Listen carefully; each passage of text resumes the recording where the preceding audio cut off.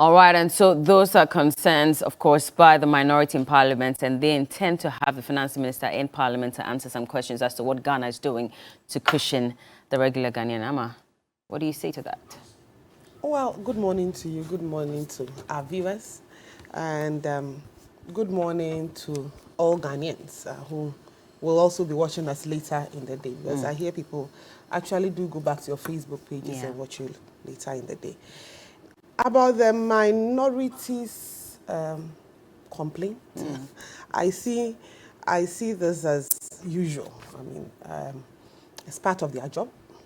I'll be surprised if they said anything positive about government. So for me, it's part of what they're supposed to do as minority. But then we should look at the facts of the matter. For me, that I think is the most important. So they are hauling they intend to haul the finance minister to Parliament to ask him questions on why the fuel prices are going up. I think I can give a few reasons to why they are going up before they even haul the finance minister. As a Ghanaian, it's obvious that we're already having fuel crisis or fuel increases, as he said, long before the Ukraine crisis hit. And we're having it because the world prices were going up. And we're having it because times and seasons definitely are not the same. I heard him do a comparison between when the NDC left power and now. But when the NDC left power, there was no COVID. When the NDC left power, things were very different. Circumstances were different. World politics were different. Situations were different. So I find it quite interesting when you go and compare. Then perhaps we should also be comparing when the NDC came into power and when President Kufuor also left power. So things are going to increase, things are going to change.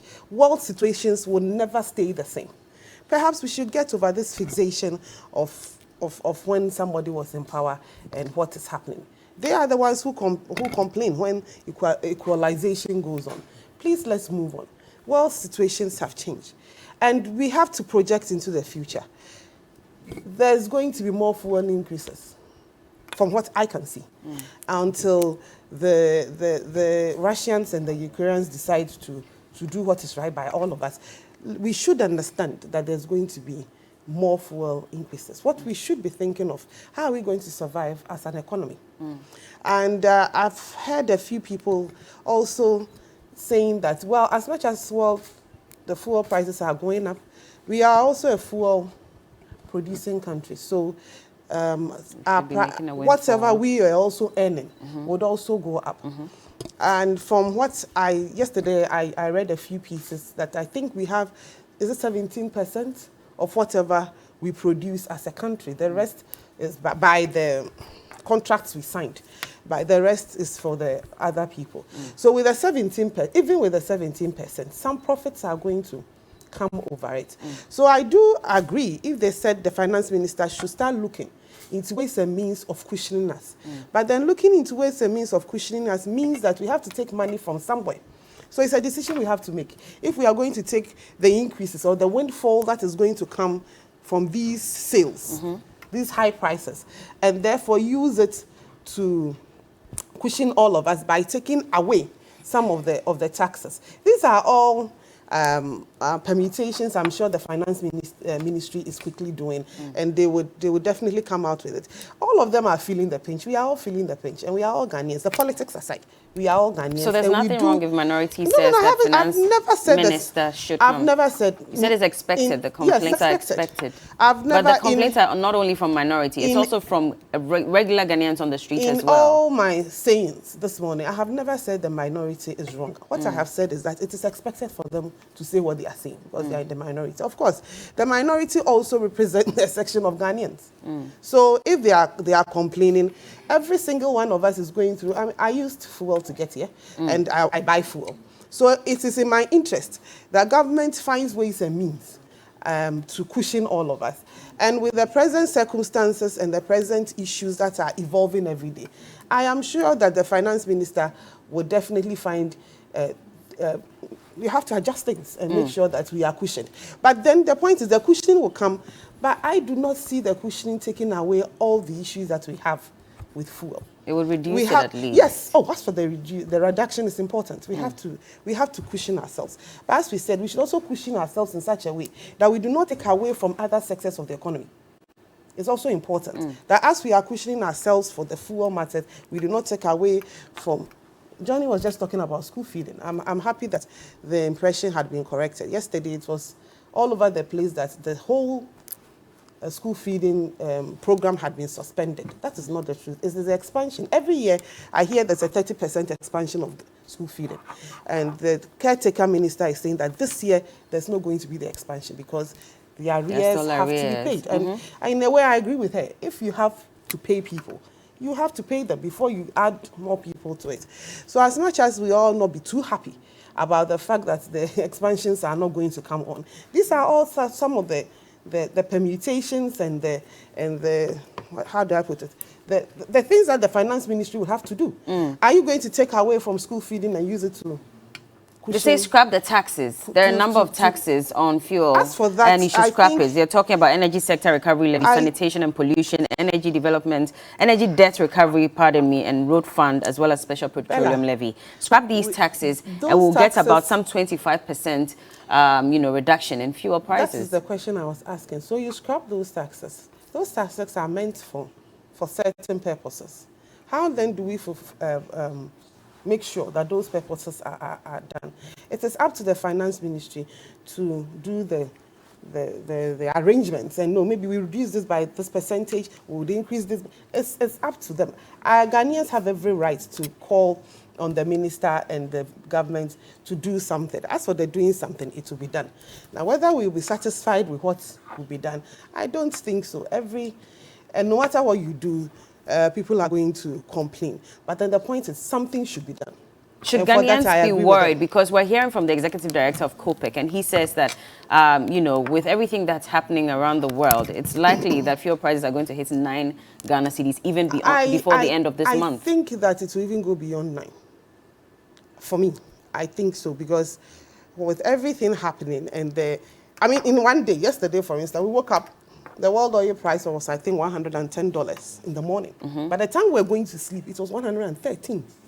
This morning, I haven't checked. So with all this... 113.94, so almost so it's moving to 114. I'm sure by the time we go and sleep again tonight, another change will come. So with everything going on, I think we should start getting our minds ready for the fact that the prices would increase. And then get our government to see how and what they can do to cushion us. As for the cushioning, it has to come. But then we have to pay for it too. So these are all the issues that we have to... As I am not a finance expert, so as I see it, I buy fuel. So for me, as a government, party spokesperson and a Ghanaian, I believe a sort of cushioning should come in. Okay. But then the cushioning should be such that other sectors of the economy does not suffer too much. Okay. Lawyer, do you agree with that? Well, in terms of the hardship, I think that certainly. So, before I even start, a very good morning to you and good morning to everybody else. And I think when you watch the queues and traffic, you ask yourself how people actually are coping and how they intend to cope with current increases in fuel prices, especially with the hikes. And considering that this actually would be translating into just about everything along that logistics chain, leaves enormous cause for worry.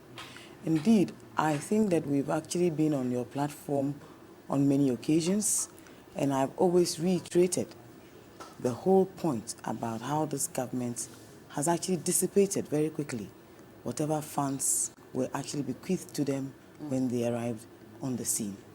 Indeed, this is a government that actually campaigned on wanting to come into office and do better, that they were certainly going to be better managers of our economy. But of course, what we see now is this extreme mismanagement, one that I think leaves enormous cause for every well-meaning citizen of Ghana to worry. And indeed, when the minority speaks, they're speaking for at least half of our populace, because there's at least 137 of them representing a microcosm of the 275 member parliament. So they do have half of the voices if we're just counting numerically. But it means also that this is a voice that of course must be heard, and that we must also lend a hearing to whatever it is that they have to say. Indeed, when you look at the conversation regarding petroleum products, Ghana is actually a net exporter of petroleum products. Yeah. We had even news items when the finance minister reported at some point in 2018 that they intended to set up a refinery, and they had even secured a site in Takoradi for that purpose. We are still waiting. We still have all of the taxes on petroleum prices, and the new ones such as the sanitation tax, the Gov't levy, and what have you. Indeed, remember that ESLA in particular was set up by H.E. John Mahama to at least ensure that we had resources to pay for the legacy debts in that sector. Indeed, it was also legislated upon because, one, it was to create accountability, to ensure transparency, and to be certain that Ghanaians actually bought into the whole notion. At the peak of the campaign, we were told even that they were going to scrap it. But indeed, as events will have it, once they arrived in government, the finance minister actually deemed it fit at the time to increase it to 30%. It accrued at least over 2 billion Ghana cedis between 2016 and 2020. We've been told that 1 billion was actually spent on COVID, and that part of the remaining 1.2 was expended on pensions. What has happened to the rest of it? And I believe that we all read the energy sector report, which actually proclaims that almost 1 billion of those funds are actually missing, and that they've been unable to account for them. This far, nobody has come to tell us what has happened to that amount of money. You know, I have this feeling that, and I think everybody is beginning to realize that what government is refusing to do is to show leadership, to swallow some humble pie and admit that there are some very, very deep challenges with how the economy has been managed so far. And that in terms of their expectations, certainly some have not been met. And that for all the 13 billion in Eurobonds funds that were borrowed, they have been unable to utilize them effectively to generate income to satisfy all of our needs. I think that is where we are. When people say that the country is utterly broke, I think that is an understatement. Prior to COVID, the World Bank posits that Ghana was already 5% behind in keeping up with its interest payments. The CD has depreciated against the dollar by at least 7.6%. In terms of the budget that we are currently working with, when do we actually making forecast for that budget? The forecast that fuel prices will rise up to about $61. It has gone past $100 and is still moving on, especially because of events in Russia and Ukraine. But be that as it may, and I listened to the guy from COPEC when he spoke, we would be expecting that at this time in particular, people would even be making some monies because maybe the crude that was imported is still there and that they might still be able to recover something. But unfortunately, that is not the case. That also speaks to a certain gap in how our finances are being managed. Indeed, when you look at the price stabilization levy, for example, it is supposed to be there for times such as these, so that government would then use those resources to cushion whatever it is that we are paying for at the pump, then to at least reduce and ameliorate the suffering on the good people of Ghana. You see, unlike most jurisdictions, salaries here are very low, incomes are extremely low. Most people earn very little. So when you have fuel prices, now crude is over $100, think about how that actually plays out on the persons who will be most affected by it. It would even go to affect food prices. And right now, I ask myself, who is out there actually worrying about the poor taxpayer who has been overly burdened by taxes? Is government not worried? I know that the NPA had mentioned that they had sent a petition, to the Ministry of Energy to look at a way to cushion Ghanaians. And I heard the Deputy Minister say that, well, we are considering that, except that moving forward, if we cushion you, eventually we'll have to pay back for it, and that will fall on Ghanaians. But do you remember that in one of the town hall engagements, the Honorable Finance Minister actually mentioned that if we did not allow them to pass the e-levy, he would only go back and tax petroleum. I'm sure at the time he didn't realize that he was making a very profound statement, that even prior to him imposing those taxes, that crude prices were going to go way over the top, even beat his expectations. So you see, I don't see any empathy. I don't even see any sympathy. I don't also see a government that is actually shifting position to appear a touch more humble, that they would actually be acknowledging that some mistakes have been made, that in terms of the economy, we have borrowed way too much. Look, in terms of this energy sector levy, for example, we have actually collateralized half of that levy. So it means that whatever goes into that kitty, only half of it is available to be utilized. So if you look at, for example, the petroleum stabilization component of it, how do we intend to raise those resources, even to cushion the already challenged public? You know, and apart from that, look at all the other key facets of this economy. This government alone received $6.55, right? $billion from the oil revenues alone. It means that they received at least 75% of our total oil revenues. How have those monies been expended? And on what? Imagine what that looks like to a country like ours. Since COVID, we have received at least $1 billion from the IMF, close to $500 million from the World Bank. We've received special drawing rights of another $1 billion. Before that, in 2021 alone, we borrowed $3 billion in euro bonds. Where have all these monies gone to? You know, I think that we even belabor the point when we come here day in, day out, and every day there's more bad news. Somehow there's just no light at the end of the tunnel.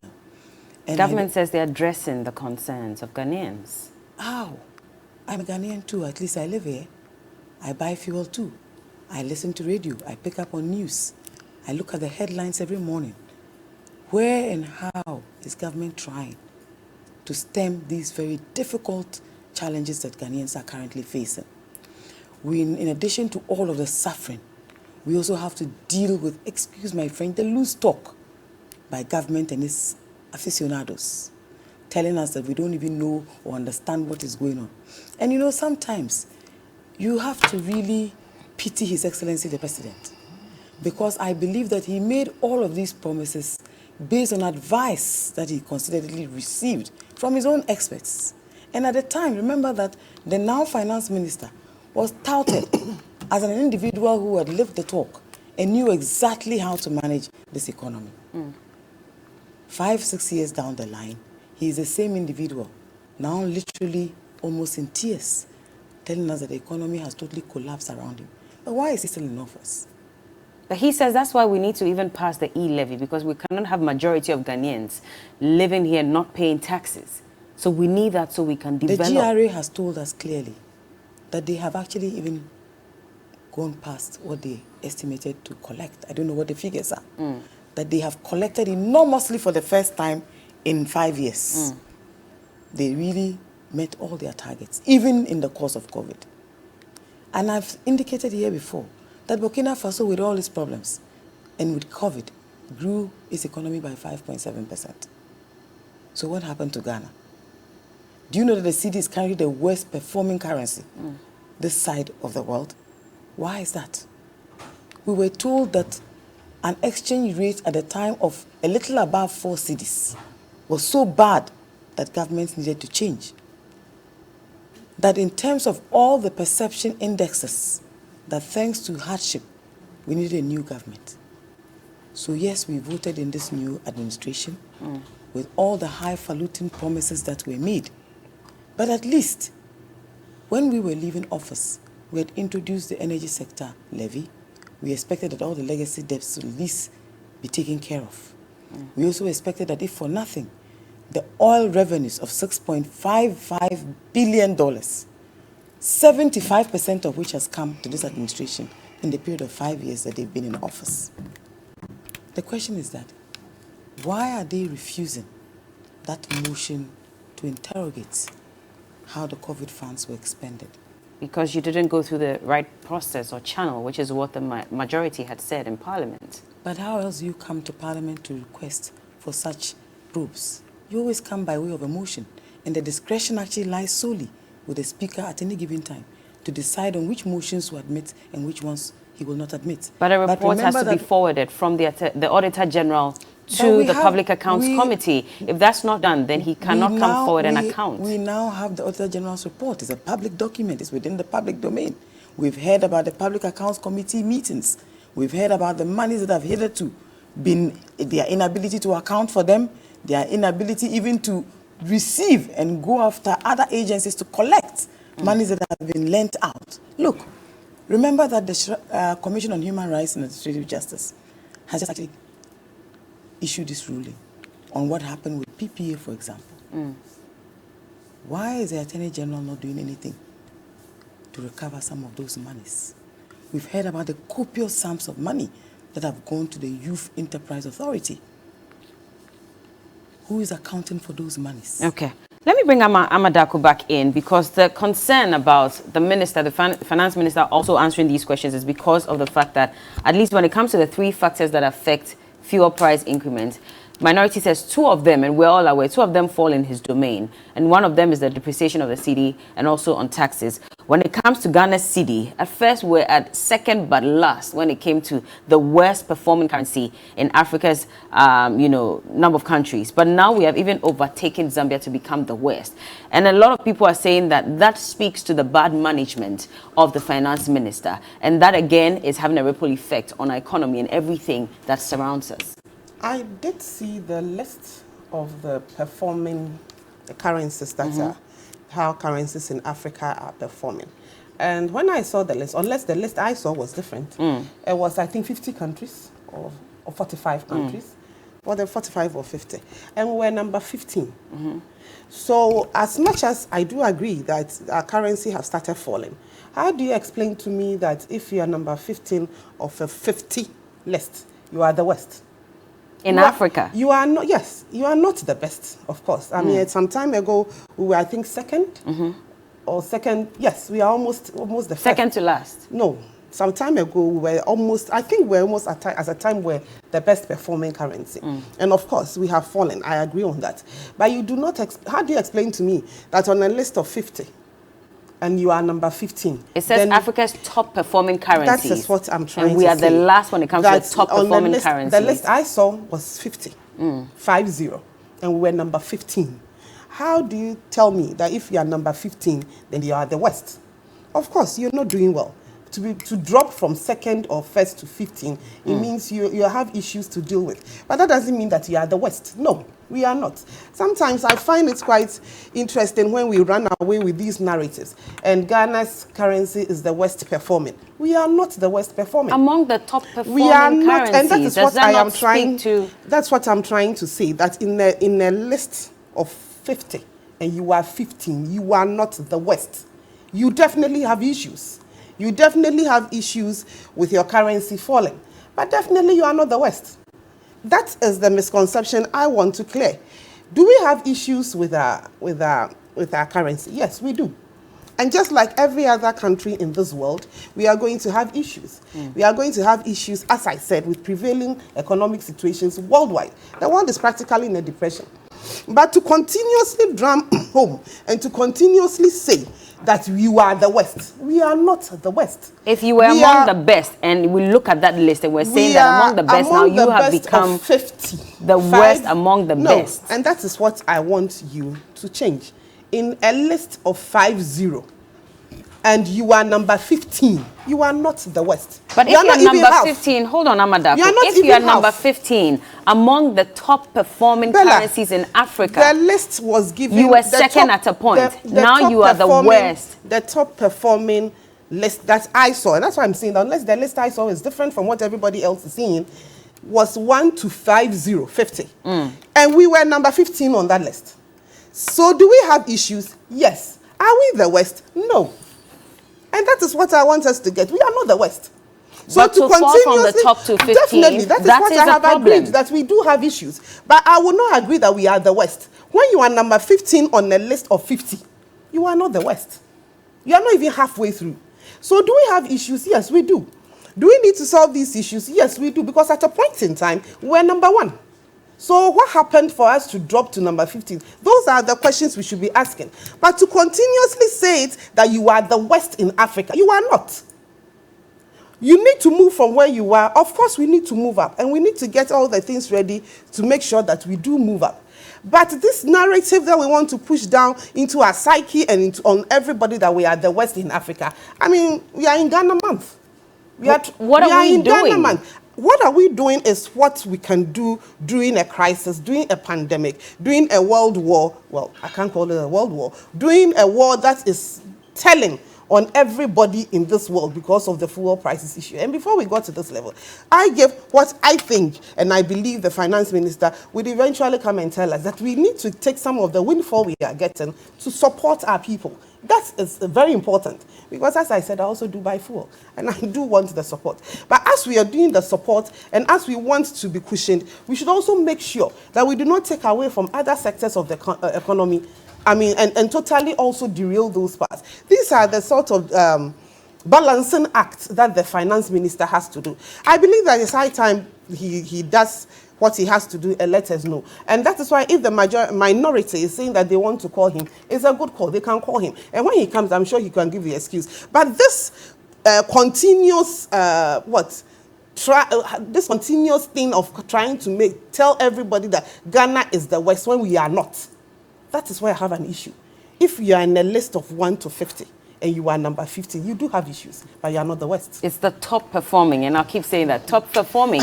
And so if you are among the best, and when it comes to the best, you're trailing, then that's a problem. In the past, you were doing better. But Amma, let me just ask you, are we now just racing to the bottom? Is that really we are not racing to the bottom. What I am trying to say is what I'm trying to say is that, and I've said it, and I'll repeat it, and I'll say it again. This is not a race to the bottom. We did have issues. At a time, we were first, which I agree. At another time, we are dropping, and we are dropping because we have issues. But to continuously put out there that you are the West when they are 1 to 50 and you are number 15. Seriously. So for me, I believe that, yes, I will not in any way sit here and say everything is perfect. Definitely things are not perfect. We are all feeling the pinch of it, and it needs to be sorted out. And we are going to sort it out. That is what governments are for. How are you going to do that? Governments are for continuous. Governments are supposed to continuously support, continuously solve issues as and when they pop up. And that is what government is doing. My issue, and I'll continue saying it, is when you continuously degrade your own country, your own city, your own finance thing by putting yourself last when you are not. How are we degrading? We're just speaking the reality on the ground. No, they are not. The reality on the ground. No, the facts are that we are on a list of 1 to 50. We are number 15. It doesn't make our case any better. It doesn't, but we need to put the facts out there as it is. But 15 But to say that you are zero, you are the bottom, when obviously you are not. It is my duty 15 is not good enough. 15 is never good enough. 2 is not good enough. 1 is the best. Good. So if you are at 15 and you want to work your way up, let's say it that way. We are working our way up. We are trying to sort out our issues, and we will get there. But to continuously say that you are at the bottom, when you are not. The president promised us better. When you are not, to continuously say that you are at the bottom, between a list of 1 to 50, when you are number 15, my dear, you are not at the bottom. The president promised us better. Definitely we were told that if fuel prices are so high, if the city against dollar is that weak, then it speaks of bad management of the previous government. So you were coming in to do better. All of us have agreed that in the last 2 years, things have not been easy for any single human being on this earth, including Ghanaians. In the last 2 years, at the time the president was saying what he said, we didn't have COVID. We didn't have all these world upheavals. And every day as you go forward as a nation, just like life, new challenges will come. New issues will come. You look at how you solve it and you move forward. But you do not downgrade yourself to a level of 0 when you are not even there. But if you keep referring to COVID, you received a lot of money during the pandemic. What you do during the situation is to resolve it as you go. Lawyer, I'll come to you, please. To resolve it as you go. And as I said, that is life. Challenges will come. You will not have life rosy. And as a government, you will not have it rosy. As a nation, we are not going to have it rosy. In any any case, during the time that you want to so desperately compare to, when there was no pandemic, there was no COVID, the economy was going well. If things had been managed better, I'm sure with the present circumstances, we would have moved on. So things are, as I said, things are simply not static. Life is not static. Governance is not static. Issues will come. Okay. What do we know? How are we going to even supposed to know what is even going to happen with this Russian-Ukraine? The trajectory, how are they going? Are they going to stop? Are they going to continue? How long is it going to? These are all permutations that we all have to think about. And so things would happen. Oil prices, as I said when we started, for me, I think it's going to go quite high. To a point, and then it will come. Okay. It is our duty of our government to cushion us. But as he's cushioning us, or the government wants to cushion us, the government should also make sure that other sectors of the economy do not suffer. All right, let me let lawyer just speak on this briefly so we move on to our next issue. I mean, Bella, sometimes when I listen to Amma, I wonder if she lives in this country. Where do I live? I think that we now have a government that is literally trying to deceive us. There's just too much dishonesty, and I think the lies are way too many. I've just seen a headline which is telling us that basically I do live in Ghana. market women So are actually what does she asking, mean by somebody's deceiving? Is it me deceiving her? market women are asking the vice president. Lawyer, she says she doesn't like the fact that I don't think she shouldn't personalize it. Of course, obviously I do live in Ghana. And I have no doubt in my mind because I don't know if she also lived in Ghana during the reign of Mr. Mahama, or she was living on his face. I have no doubt in my mind that when we sit on these platforms, sometimes we speak as if we don't even understand the reality of the situation. Look, I would stay on the same page that considering the level of resources, the amounts of monies, look, there's history to the fact that in terms of all of the quantums of debt that this country actually owes, that at least 71% of that borrowing was done by this particular administration. What have they borrowed those monies for? Largely consumption. You see, gradually we are moving from blaming COVID for all our woes and suddenly gravitating towards what has happened with fuel prices. And when you come back and speak about JM Mahama, I find that even more interesting. Listen to this conversation. When the same fuel, crude prices fell a few years before 2016 and totally destabilized the whole budget, who was offering you any sympathy? We had the then running mate, Dr. Baumia, screaming his self-horse, talking about how they... In fact, he said he was at the Bank of Ghana and that all of the money was sitting here and that they would know just what to do to recover all the monies and that they knew exactly how to invest the monies so that we could all do well. In fact, President Akufo-Addo promised that in his day, nobody would lack drinking water. Nobody would lack electricity. That everybody will be so... Every region will be so industrialized that people will not even go out there looking for jobs. 5 years down the line, why would they not sing from a different hymn book? That admittedly, all the noises they made are simply just that highfalutin noises. The reality is that the president himself has failed in terms of the promises he gave Ghanaians. The finance minister, who was touted as one of the finest in Ghana, has failed. And I have no doubt in my mind that presently they are actually falling over themselves, blaming one another for how we could have arrived where we are. Look, God was very merciful to Ghana, that in terms of COVID, we did not suffer as much as other countries, at least not as much as the West did. Can you imagine what our government would have been telling us today? For all that they promised to do with the COVID resources, where are they? We know that at least 32 million was spent on COVID meetings. And I asked the last time, imagine giving 1 cedi, even per household, per child, all the promises they made. Today we are even told that school feeding is being paused. Can you imagine that President Mahama in his day... The expansion is what? Can you imagine that President Mahama had come up at any time with such a proposition about even whether it was going to be paused, whether it is ending, or whether it will not be expanded, name it. Look, think about free SHS, for example. All we expend on it annually is 2 billion. It's actually a drop in the ocean, considering they've received 6.55 billion of revenue from oil. Look at all the oil wells that were auctioned under their watch. Look at the realignments and reorganizations that took place. Where did all those monies go? Why can't our finance minister even account to us where all those monies went to? What were they expended on? And look, Amma, I may have all sorts of perspectives that are different from yours. I think that you are not being realistic. I think you are carrying on this deception and trying to create a certain wrong impression for people because you think that we don't read or we don't understand. But as I said, we all go to the fuel pump. We go to the market. We are watching our leaders talk to us, not outsiders. And what are they telling us?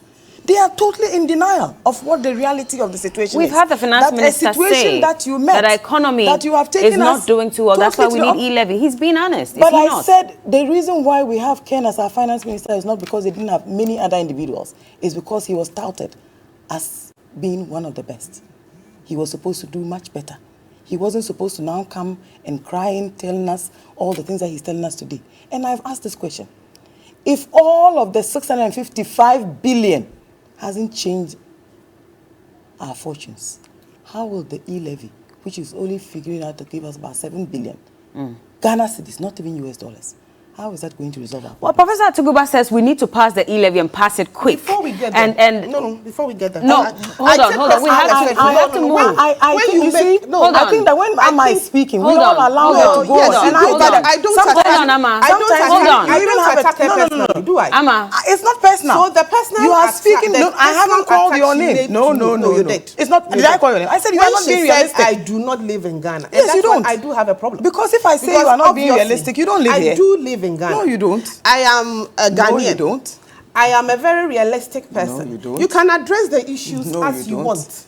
When you are addressing it, I didn't say anything. No. But when you actually pick me as a person, and then you make me a target by telling me that I do not live in Ghana. Is it not based on the comments that you made on this platform? Let me finish. I do not live in Ghana. I am not being realistic. I see that as an attack on me. No. There are a lot of things you said that I didn't agree. I think we are speaking English. When obviously we are speaking English, we are not speaking Chinese. And you know that we are not. Okay, ceasefire, ladies, please. I don't have any fire. This is what she said. She feels this was an attack on her lawyer. I totally disagree. Because in 20, okay. We have to move on. We have to move on. Please, you were living right calm here down. in Ghana. Please when calm we went through Doom, so why are you not living in Ghana? Nobody is attacking you as a person. And when Doomso was lawyer, what did you say? Lawyer, bring me in as a person because you set me up for attack. I live in Ghana. Lawyer, she said she's not happy. Maybe her pronouncements are setting her up for attack, not what I said. No, your pronouncements didn't. Please calm down, ladies. Please calm down. I do not. Please calm down. I do not. Let's just quickly take a look at what Mr. Katie Hammond, he's the MP for Adansia Sokwa, had to say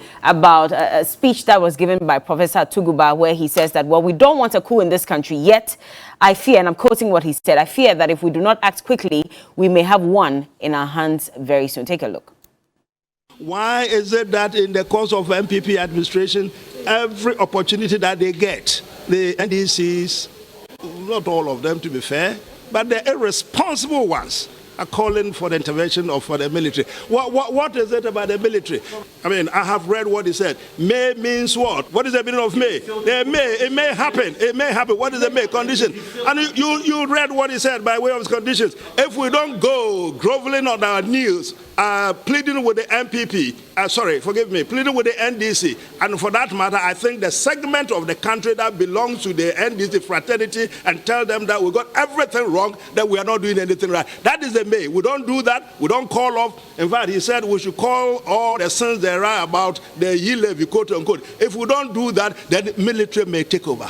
He owes it to his students, and he owes it the Constitution that everybody, including him, has no reason to say the kind of things that he has said. Because as you rightly say, he is a professor and of no other thing but of law. He understands the Constitution. This is the Constitution that is made it very clear. Anybody who attempts to subvert it commits the offense that he knows. I mean, invite the military. They know what they are up to. They are a professional institution. Their responsibility is to guard against the territorial integrity of this country. Period. They know it. They are not interested in dabbling in politics. The group before them have dabbled in politics. We are all the witnesses to what happened. They are not interested. The officers are professionals. The rank and file, they are professionals. They know their duty. It is not the likes of Atukuba to invite them to hold the country to ransom. If the people do not like the MPP administration because they feel that we messed up, they don't like the whatever, it is for the people of the country to pass their judgment. Lawyer, I'll start off with you because, well, Mr. Katie Hammond is addressing Professor Tuguba. He says that this is the lowest. You know, if a whole professor, I mean, you can address the challenges with regards to government and the running of the economy. And if you're saying that, yes, the economy is in shambles, that's fair enough. But saying that that also, in a way, opens the door for a coup, then for someone with such high repute, it is totally wrong for him to have made that statement. I think that the Honorable Katie Hammond is just expressing another perspective. And I believe, and I have no doubt, that Dr. or Professor Atuguba wanted to generate just this sort of debate, to prick everybody's conscience, especially the persons who actually live in a certain denial. We have cocooned ourselves so much that we don't even look outside that cocoon to ask ourselves, what are the reasons why people express deep dissatisfaction, deep dissent? What are the reasons why suddenly coups that were no longer fashionable are rearing their very ugly head? And Bella, I know Raymond in and out. We were classmates. I have listened to him. I have read the full statement. He spoke in context. If government has any challenges to do with that, I would love to see them mount, if for nothing, a robust debate, at least for our intellectual consumption. Dr. Atuguba's paper was so well researched. It covered just about everything. It even hinged on the fact that in the context in which he spoke, if we did not find some liquidity, he could see that there would be trouble. And that trouble would be what, a coup? What else do we do? A youth bulge is currently on our feet, where most young people are unemployed, largely underemployed, and just reaching out for everything that is available. For a government that promised job creation as one of the key facets of their arrival on the scene. A government that promised to give each district $1 million so they could build on their own economies. They say they did that. A government that promised to give us enormous benefits and promised to do what? Better. Even when President Mahama at the time said he had fixed doing so because we had all these new independent power producers, what were we told? Today, at the mercy of all the challenges that we have, look at the challenges that greeted the introduction of the Atuabu gas. But even then, have you seen how much we are buying our gas for? Look, Bella, we must start as Ghanaians to look for courageous individuals. I love courage. I wish that today we will have an individual in government who will come out not to defend government, but to speak truth to power. And I love the elder statesman, Mr. Kwame Pini, one of the stalwarts of our democracy, a man who suffered himself for similar charges of treason at the time and even served time. He still speaks about the courageous lawyer who decided to take up his case. I believe that Raymond spoke the minds of many Ghanaians. You don't think that he's watering the ground for a possible coup, especially because, well, we're talking about youth bulge, unemployment, and all of that. I have read the statements. Exactly. I actually have it right in front of me. So I should tell you that he spoke in a certain context. He did, absolutely. He spoke but with then, a certain historical for perspective. the regular Ghanaian on the street, and that is what Katie Hammond is saying, that, you know, for an astute professor of law, how do you make such a statement? Because indirectly, you are giving that idea to people that maybe a coup is the best way to go, instead of actually reminding them that after every 4 years, they can go to the polling station and cast their vote. If they are not happy with governments, they can kick them out. My dear Bella, what we lack in this country is courage and honesty amongst ourselves. If you want to be objective, as any individual wants to be, you should know that the last call that Professor Atuguba made was to call for a coup d'etat. What he's telling us is what we ought to start doing. A little bit more candor, a little bit more honesty, a touch of sincerity. Stop the stealing, stop the borrowing, stop the waste. He asked a question that for the 3 billion that was borrowed in 2021 alone, how have we expended those resources? On what? Nothing to show. I read a very interesting article on one of the Al Jazeera networks that spoke about the fact that under the erstwhile Mahama administration, Ghana saw enormous development in terms of its infrastructure. When had we ever even thought about independent power producers? When the Dumso reared his head under former President Kufuor, we went for Bui Dam. But the reasons why the Akosombo Dam didn't actually augment what we had was because of challenges to do with climate and rainfall patterns. So there was actually a need, scientifically, to move away from reliance on the Bui and Akosombo dams. It is why we introduced these independent power producers. You see, I have no doubt that nobody is a repository of what is right for Ghana or what solutions we are looking for. Everybody makes a case for Ghana. The question is that those who are in charge of administering Ghana currently, how much of it are they willing to listen to? I think if government has any defense to make in terms of what Professor Atuguba has said, let them mount a robust platform and debate the issues he has raised. Professor says that let's pass the e-levy quickly because at the moment I am even where we surprised are, that he fell and hinged his debates and points on that matter, and yet nobody is picking up on that. So what is government afraid of? Just losing power. That's what it has all become about, how to survive in power. but what do you really think? Why we elected Because the them into office? minority have said constantly that there's no way they're going to allow the passage of the e-levy. But I have asked you time and time again, Bella, what is 7 billion cedis as against 6.5 billion in oil revenues? That is all gone down the drain and nothing to show for it. But suddenly 7 billion can build the roads that you and I need, can give us the water that I'm buying from a tanker every day. Professor Tumba thinks that we should do that.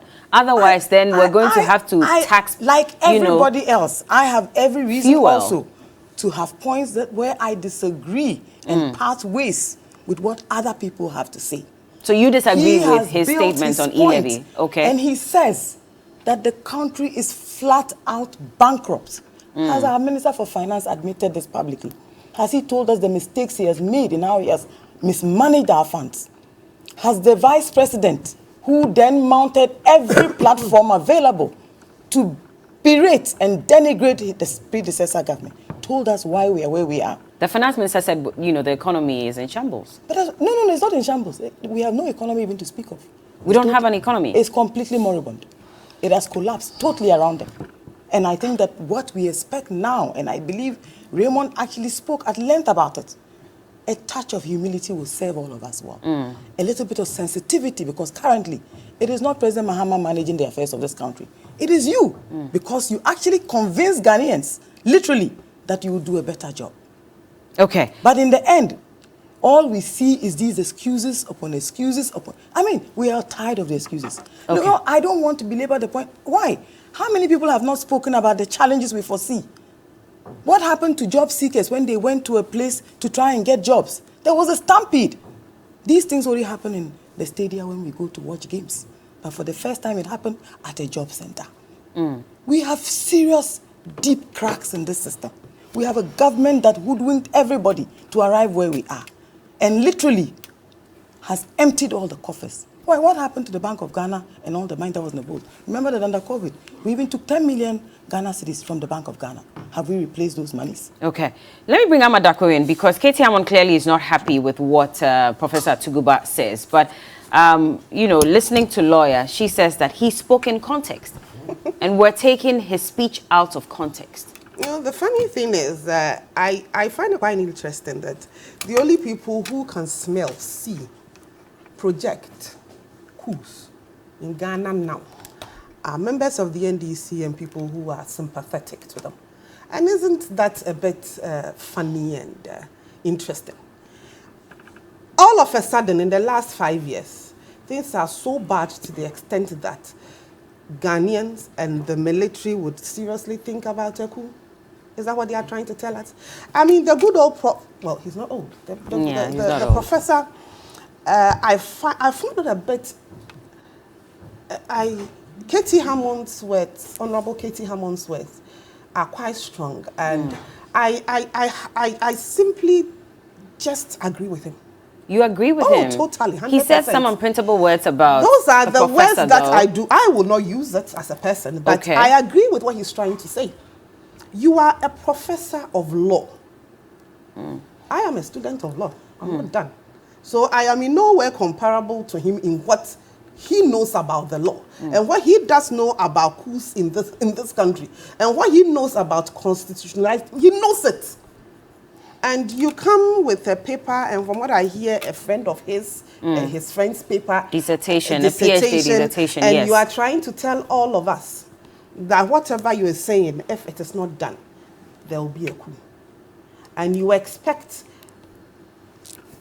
Lawyer Bawa and all of them expect government and all of us to take what he has said, hook, line, and sinker, and not ask him questions. No, but he's so just the questions saying that we are asking, and I agree with Katie Hammond, that you have a right to tell us that the economy is in shambles. Good. You have a right to state what you want to state. After all, you were the former executive secretary to the former president, Mahama. So yes, we all know where you're coming from, and we understand you when you are stating it. But to state and to impugn that if what you are saying is not done, there will be a coup.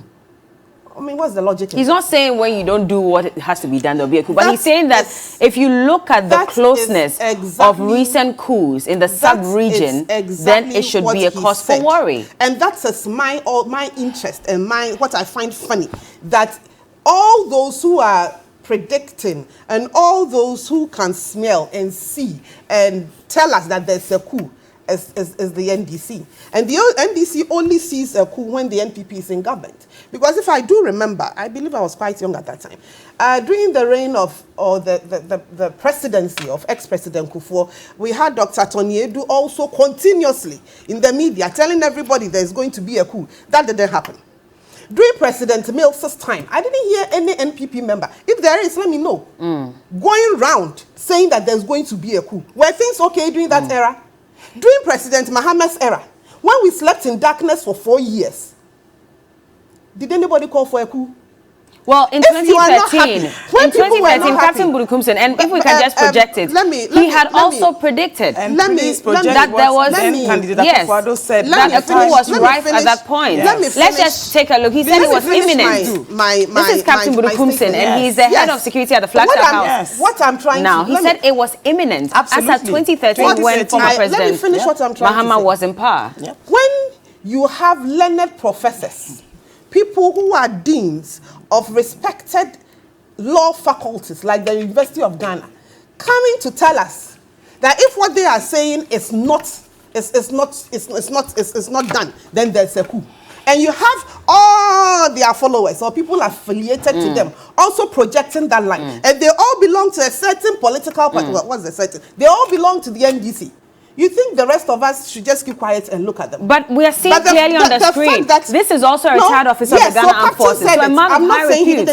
And so he said the same thing as well. But when he said it, hold on, lawyer, did you get the rest of us following the train? All making that noise. You didn't. Please what I am trying to say, let me finish my story. When you were talking, there were a lot of things I didn't agree, but I kept quiet. On and on. When you were talking, I kept quiet. No, you did not.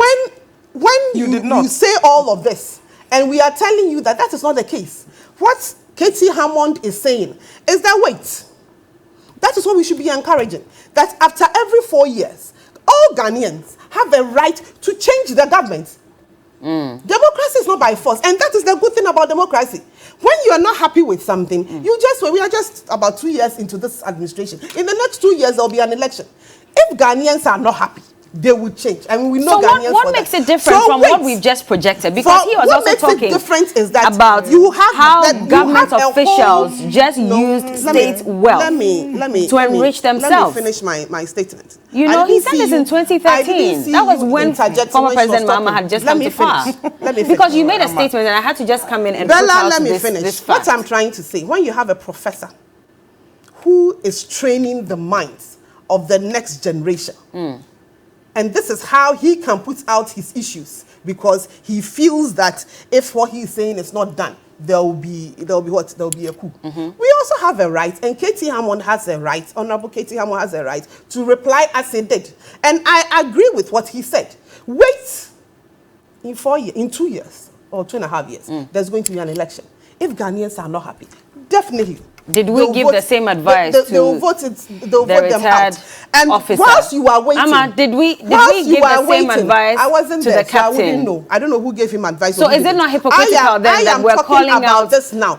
And we are all calling him out because what he is doing is just a follow-up of all the things that they have been doing in the past few months. Should we not have called out the captain as well for the statement he made? You can call him out. You didn't call him out at that time. It is now. I am calling him out. Not me, you, your party. Did you call him out when he made that statement? With Katie Hammond, Honorable Katie Hammond, on the point that the professor should have known better, and the professor should know better. It's as simple as that. Shouldn't the military officer have known better? You are saying that this was an astute professor of law, but this is a military officer. The military of Ghana, he should have known better, knowing the history of they know what they are supposed to do. They know their work and they are prepared to do it. You wait in 4 years. Professor Tubuga, is part of the NDC. He then sets out. He goes to campaign. He tells Ghanaians that I don't agree with the MPP. I think they have mismanaged the economy. And then you get them to come out to vote. Until then, you do not go about warmongering and mongering coup d'etats. It's as simple as that. Katie Hammond said that by now we should have had the National Security invite or pick up Professor Tuguba for the statement that he made, so he would explain it to them. That is a suggestion. But well, that's what he's saying. But should we not have done that then to Captain Budukumsin when he made the statement? He is a retired military officer. He should have known better. Why was he not invited to also ask questions? Or not as their job. You're refusing to address anything concerning Captain retired Budukumsin. Because it happened 13 years in 2013. We are talking about 2022. It doesn't make any difference. It's still a conversation about I haven't said it makes a difference. What I am saying is that when you have a professor of law who is in charge of a faculty that trains the next generation of lawyers, it's not in his place. Why was the captain not invited by the national security to also answer questions on saying that a coup is imminent? Mongering coup. Ama, you are avoiding that question. I shall not answer, obviously. Why would you not answer? I don't think it is. He's been made the head of security at the Jubilee House, even after you do not bring in a captain who is sitting here somewhere as an equalization to a professor of law. He is the head of security, Ama, is a dean unless you're not aware. Student. And Auntie Joyce is talking about having a conversation. Ama, and you are a dean of students. You are a dean of the faculty at the moment. And he's going around mongering coups. And you are asking me about an issue that happened in 2013. No, but the same person who made that statement. I'm not even too interested in answering that question. The same person who made that statement is the head of security at the Flagstaff House. You don't want to respond to that right like every Ghanaian. Has no right to go around because I see him as sitting in the sitting which he is. Then we should not have appointed the captain as head of security. And doing the work that he is doing, he did not speak well. Then we should not have also appointed the captain to be head of security at the Flagstaff House. Do you agree? Bella, based on I the have statement told he made? you that it is just another perspective. Put that statement out there and get 10 intellectuals. Let them come and vet it for you and pick up the context in which Professor Tuguba spoke. And I remember the Professor of Osuama issue many years ago. We've had many of these examples. I have no doubt in my mind that Professor Tuguba spoke truth to power. People may not like it, so they'll be shouting horse. And obviously, and you remember at the time, I candidate Akufo-Addo, with the source of reply, with the source of reply and the reactions coming. Let me tell you how many reactions. All from you, professor of law. Oh no, your time is up. So why did I let her land? She's spoken forever. No. The only response you spoke longer than I did. Me, check the time, and people are even complaining. Because you keep repeating yourself too. The only thing we have right now is that we lack courage in a certain moral turpitude. I find it interesting that all of a sudden, Honorable Kwejon Kieni is now one of their top. Well, no, I didn't say that. I spoke in context. See, that's the problem. You guys don't listen. Listen carefully to what I'm saying. Me, I don't speak out of 10. I speak very carefully and pick my words the same. Bella, I have one thing to put on record. I remember then candidate Akufo-Addo speaking about an Arab Spring. Do you recall? Who picked him up? Nobody did. You know, we can all moralize. We can all pontificate and say all the things that we want to say just because we are in a tight corner. I understand. Government is down and out. All the lies, all the fake promises. Nothing has played out. Look, Dr. Tuguba, if you put him in a classroom with all of them put together, he will make the same points and he will get people who will believe him. I'm telling you, Of course, he will get people Same points. You don't think he will that get he should people be who will picked up or believe him. invited by For the National what? Security to answer questions? I've told you, I said subject that paper to strict proof. You will come back tomorrow and tell me something totally different. And let me put it on record. Dr. Atuguba has been training students across the world. I'm sure that paper has been subjected to strict reviews by many intellectuals. It will be a case study in countries where they are objective and happy to learn. And I will say one thing. For those who have ears, let them hear that times are indeed very, very hard. Look, you remember the examples she keeps going back to about Dumso and all the minutes. Bella, we're all here. I remember how President Mahama lost sleep day in, day out. But ask yourself, was Dumso personal to President Mahama? It was that he was also looking for solutions. You understand? To end a problem that had been crippling the country and our economy. Who showed President Mahama mercy at the time? Did you ever hear anybody from the opposition come in the morning and say, oh, Mr. President, I'm here this morning to have a conversation with you. This and this is what we can do to help. Did you hear any professors from the MPP side come and deliver papers on what we should do? No. They told Ghanaians that the only solution you have is to vote us into power. So, Yeshe, if my memory serves me right, we just did.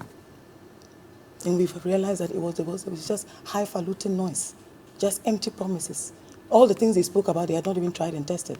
They had no clue even what they were coming to do. And if you said they had no clue, I mean, that's unfair. Well, why not? But where is fairness when you are struggling? Where is the fairness when you are hungry? Where is the fairness when you cannot even find basic coins to buy fuel for your vehicle? When you cannot even find anything else, and yet the president can go to the Dubai Expo, and I can bet you he'll be traveling private.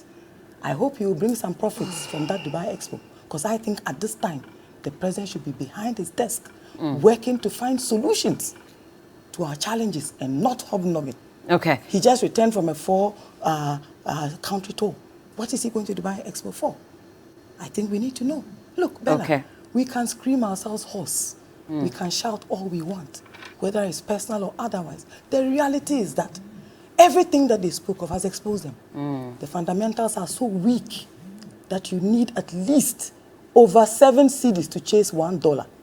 The cedi is now what? Depreciated at almost what? 7.6%. And tell me something. But for the cedi depreciation, maybe the fuel pump will not be as high as it is. We all know why it is where it is. It is because the cedi has lost value. Where are all the efficiencies they promised to give us? I heard one of them speaking about a homegrown solution. Maybe Mr. Tekwe should have left a blueprint that Sir Tekwe should have followed, and maybe followed closely. And who knows where it would be.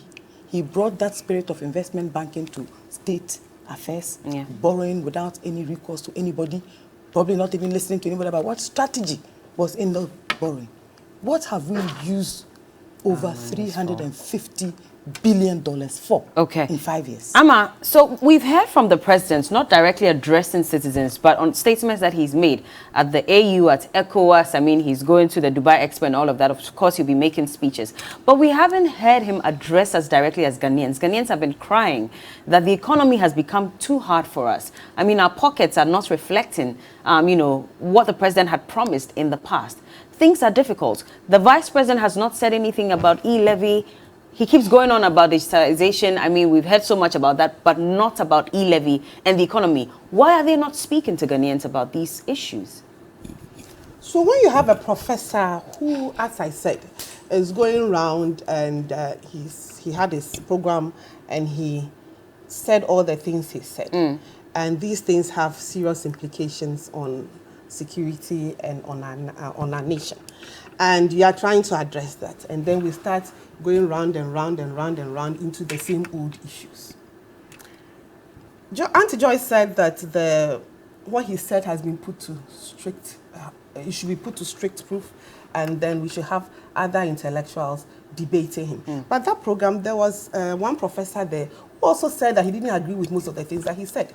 So it was a program, or it was an intellectual thing that they were having. Now the rest of us who are the consumers of that program, we also do have a right to bring in our perspectives. And for us, and as I said, I agree with Honorable Katie Hammond. But we moved on from that. No, I'm asking about the president. And when he's going to address us, I'm asking about the vice president as well. You allowed her to talk on I asked her a question and she responded. I had asked asked you to also because she respond did on a that lot of- already. No, you didn't. I didn't So, ask you a question. this- I asked you about Katie Hammond already. When is the president speaking, Amma? Let me just. I want let you me to just answer finish. my question. The president Ghanaians are will waiting speak for the question. When he will speak. When is the that? president will speak when it's time for him to speak. When will so that time one be? I have no idea, but he will speak when he will speak. What about the vice president? Let's move on. What about the vice The Constitution president? does not ask the vice president to come talk to the nation. The Constitution says it is the president who has to give us the State of the Nation address. But he will do spoke it. a lot about He the will do economy it. The before. president will do he had it. a number of lectures about the Are economy. you going to let me talk? No, I'm asking you a question. The Hold on. president will He asked speak and he spoke when about the economy it many is time times. for him We've heard him to speak in recent times. The Yesterday vice he spoke on president has digitization been and on did not a touch lot- on the economy. The vice president has been on this digitalization agenda, and he's been doing very well on it. That is what he intends to project, and that is what he's doing. It's his job to do that, and he's doing it. You cannot force him to come and tell you what you think he should He's the tell head you. of the economic He will management speak when team. it's time for him to speak. Back to Professor Atubuga. My and time the is up. We NDC. cannot No, go back we to cannot that. go that. My the time is up, Amma. coup mongers. There's no going to be Okay. a coup in Ghana. Okay. Ghana is going to That's go we're to, all aware. Ghana is going to go to the polls, and Ghanaians are going to decide what they want. Okay. Simple. All right. Thank you so much.